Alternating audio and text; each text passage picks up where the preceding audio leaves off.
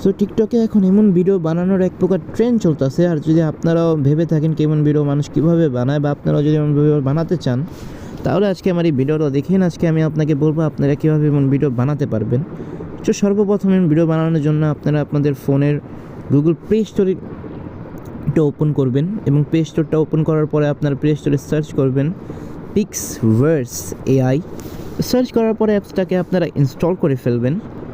Install করার পরে অ্যাপসটাকে open করে ফেলবেন। ওপেন করার পরে আপনাদের এখানে লগ ইন করতে হবে। তো এখানে আপনারা অ্যাপল আইডি দিয়েও লগ ইন করতে পারেন বা গুগল দিয়েও লগ ইন করতে পারেন। সো আমি এখানে গুগল দিয়ে লগ ইন করছি।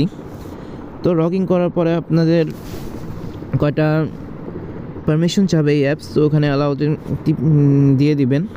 সো অ্যালাউ করার পরে আপনারা নিচেই দেখতে পাচ্ছেন ওই আমাদের ফিল্টারটা আছে। তো ওখানে প্রেস করে আপনারা যেই ছবি দিয়ে এই কাজটা করতে চাচ্ছেন, মানে এই ভিডিওটা বানাতে চাচ্ছেন, ওই ছবিটা সিলেক্ট করে ফেলবেন। সো আমি এখানে সাকিব খানের ছবিটা সিলেক্ট করে ফেলি। সিলেক্ট করার পরে তারপরে আপনাদের কতক্ষণ ওয়েট করতে হবে।